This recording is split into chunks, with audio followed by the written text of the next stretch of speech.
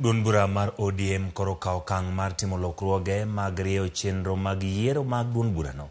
Ka achiel kuom okengego en weyo oko board matayo weche mag yiero. E oto maen kod jagoro maduong' mar ODM Edwin Sifuna olero ni board no odong' mana gi ji 2 kendo ibiro tim yiero ne ji mamoko ka yor tego kendo tieko midhiero mokwako ODM e weche mag welo. Walter Nyambaga nigi ler. En okang' ma duond bura mar ODM okawo mar tego duond burano kaluwore kod ywak ma jokanyo osebedo ka mboro ywak e wi kaka welo mag duond bura mar ODM itayo kod machieglo mathoth. Upon that review, it was also acknowledged that there were certain challenges with the structure and the workings of the board. That the structure that is top heavy at the national level has been found to be a bit overbearing, and that there is a desire and the feedback from the grassroots party leadership is that they would want greater involvement of the grassroots because of the presence of local knowledge at that particular level, and the desire for there to be as minimal interference as possible from the national level.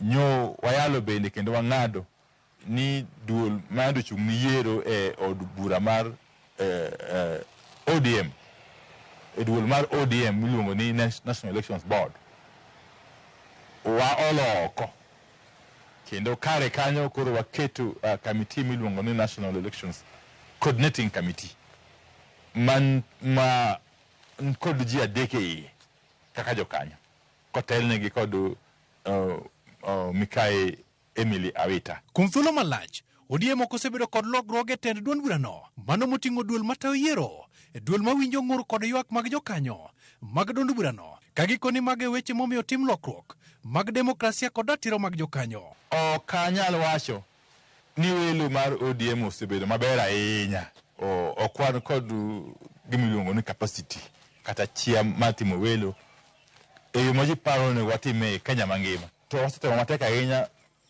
mondo kuonde ma waparo ni wanyalo timo welo kaluwore kod kura ma jopiny wegi to wasetimo kamano.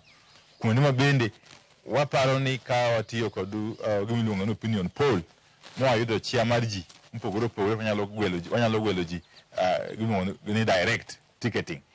Komiti maduong' mar ODM okelo chenro mag wuoyo board matayo yiero mosebedo kotelne kod Catherine Muma masani en seneta mogwel Abdullahi Dirie kod Sentei Nchoe. Bura manyocho bagi kod kuku mar ODM kata kamano ng'ado mondo we ji 2 mondo med bedo kaka jokanyo mag board moting'o Richard Tairo e kod Emily Awita. Kalemo mar jakom board no okaw kod Emily Awita. Komiti madieno bende owalo Beatrice School mawuok e kaunti ma Turkana e kaka ng'at mar 3 e kanyakla mar board no matayo yiero. So the proposal is to have county election coordinators, 2 at each county, 1 man and 1 woman, who will be in charge of running elections. So, for instance, here in Nairobi, we will have 2 coordinators who will be in charge of running all elections, be it the party primaries or indeed the elections for party officials. Wan gi geno ni koro kamiti mwaketo ni dhi medo ber moloyo chenro mar welo e chama mar ODM. ODM koro keto maine jiwo demokrasia e yiero mag jotelo mag kor gwenge. Kasani chenro mag ketaput mabiro menyo yiero e rang'iny mag kaunti bende omi pek. Giko ni luoro mag ndiko jokanyo bende ok nyal betie ka gidhi nyime. Yeah, because we have agreed that party primaries and elections within the party are internal matters. The coordinators will be identified from amongst members of ODM, just the way that previous election commissioners have been identified. They have to be people within the party who have been members of a party, who believe in the party, who understand the workings of a party, who have the best interests of a party at heart and have the capacity to be able to conduct elections. Oka par ni onego kele kibaji kata matin. Ni mokwongo Mikae Emily Awita kod migosi Richard Tairo yanda ni board mokalo cha. Koro gin kod gimiluongo gi dho wagunda ni institutional memory. Ging'eyo kuma ande wa ai, ging'eyo kuma wantie to kod kama wadhi e bende.